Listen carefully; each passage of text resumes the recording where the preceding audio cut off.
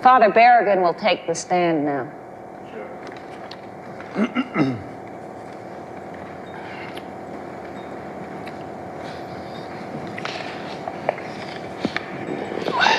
Father Berrigan, I'd like to ask you a simple question. Why did you do what you did to these? The question of Sister Anne, dear friends, brings up words that you have already heard frequently in this court and will hear again. Great words. Words like conscience and justification and community. I would like, by way of telling my story, to begin with the formation of a young child's conscience in a family that was poor, in which the parents lived what they taught and taught by living it, in which the good was done because it was good, in which, as far as I can remember, there were no crooked lines, but a straight understanding of who we were in the world.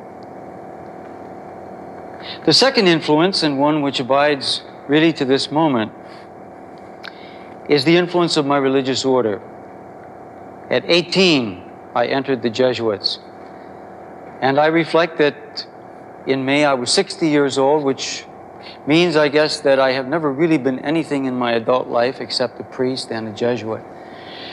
And I think this morning of all those Jesuit priests throughout Latin America who are also in courtrooms, who are under torture and in prison and murdered, and whose images, whose pictures are on the walls of homes of the poor, venerated because they stood by their people and stood by God and believed in something in tough times. I say these things because I think all of the 8 would have you realize that we come from somewhere, that our conscience is not operating in a void, that we come from long years of life in community, from a common discipline and a common faith and prayer, and that we would like to consider you a community of conscience meeting our community, to see if some light may be shed upon a desperately dark time. You have been called in this court the conscience of the community. I'm wondering what questions arise in good consciences these days. It seems to me that one way of putting the question that brought us here, you could put it many ways, so could we. But maybe this will start.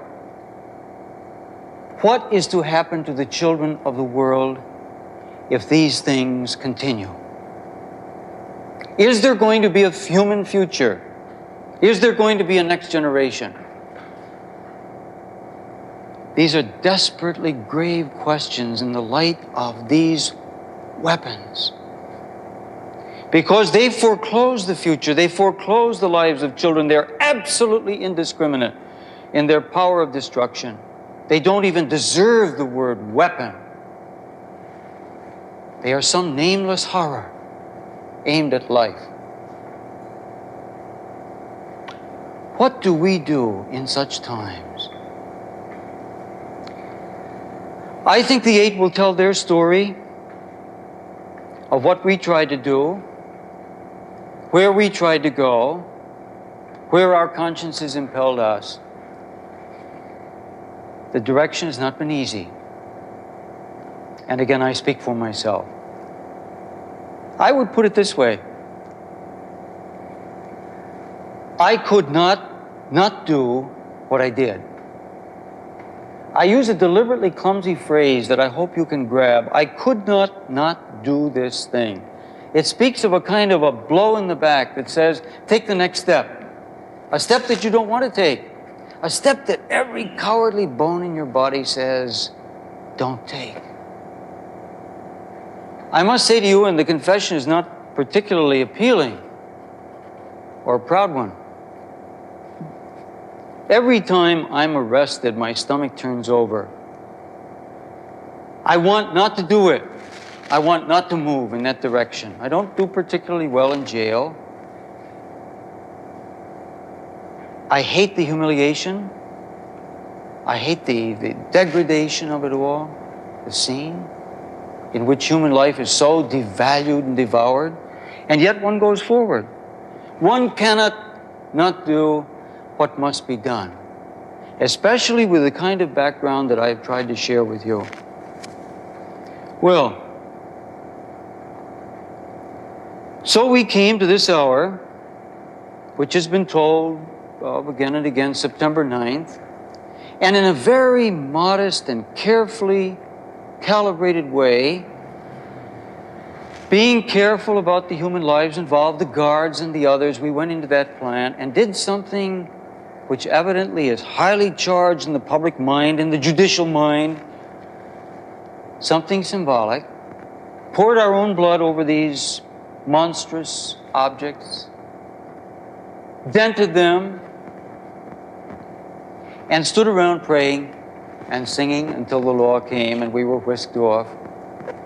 It's a very simple story. It involved harm to no one, in spite of any claim that it did.